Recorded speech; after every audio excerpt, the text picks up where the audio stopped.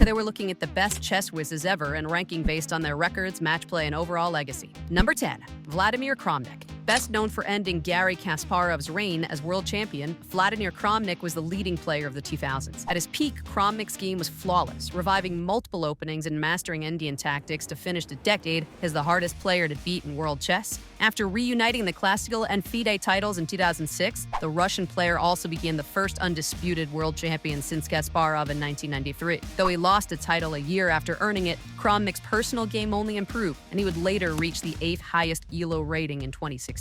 Number 9, Miky Tao. Miky Tao lit up the world of chess with his creative style and risky sacrifices. Tao is also one of the most quoted players of all time, with classics such as "You must take your opponent into a deep dark forest where 2 + 2 = 5, and the path leading out is only wide enough for one." Eccentricity aside, the Soviet-Latvian's playing career was no joke. Tao won the world championship in 1960 at just 23 years old, defeating the methodical Miky Butinick with an unpredictable attacking display. He also boasted a positive score against Bobby Fischer and had an unbeaten streak of 95 competitive games, a record that stood for 44 years. So many blooming good talent moves. Number 8, Immanuel Lasker. At 27 years, Immanuel Lasker's reign as world chess champion is still the longest in history. Now, the difference between Lasker and other world champions is Lasker was very good at other stuff. Although Lasker avoided a championship showdown against Raul Capablanca, 6 title defenses in 3 years shows he was not there. But though he did eventually lose the top spot to Capablanca,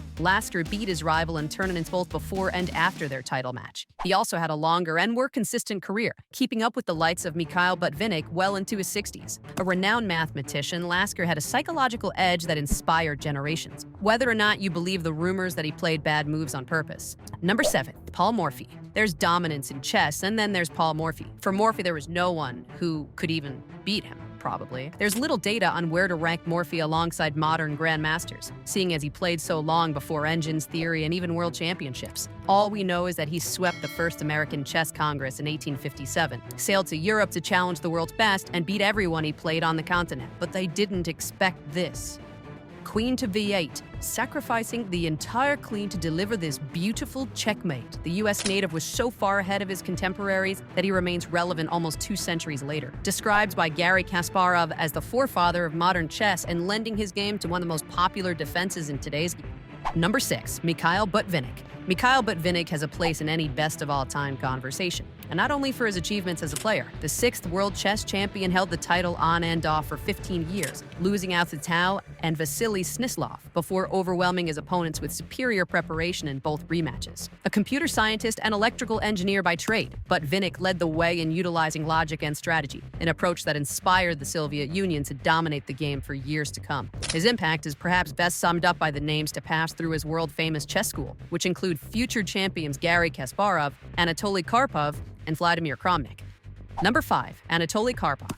One half of the greatest ever rivalry in chess. Anatoli Karpov would have enjoyed 3 decades alone at the top of the game if not for a certain Garry Kasparov. Karpov deploys his bishop to b4 on move 11, and Kasparov tells us why he sold Haku his next nev. Their first title match was abandoned with Karpov in a narrow lead. Kasparov won the second and defended 3 more times against a Soviet rival, but the records will never show how evenly matched the pair actually were. Across 5 world championship matches, Kasparov won 21 individual games to Karpov's 19. In 1994, Karpov got his own back with the highest rate of turn in the performance ever seen at the time, taking the Lemaire's title ahead of Kasparov, as well as future world champs Kromnik, Anand, Topalov, and Polgar.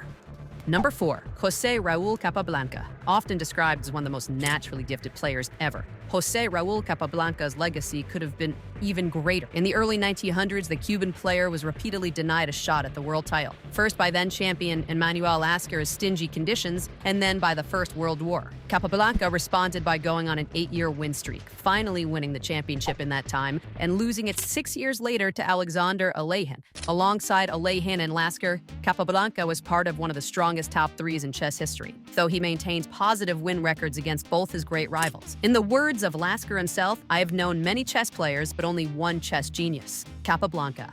Number 3, Bobby Fischer. Bobby Fischer is one of the biggest names in the world, let alone the world of chess. What's the money in chess?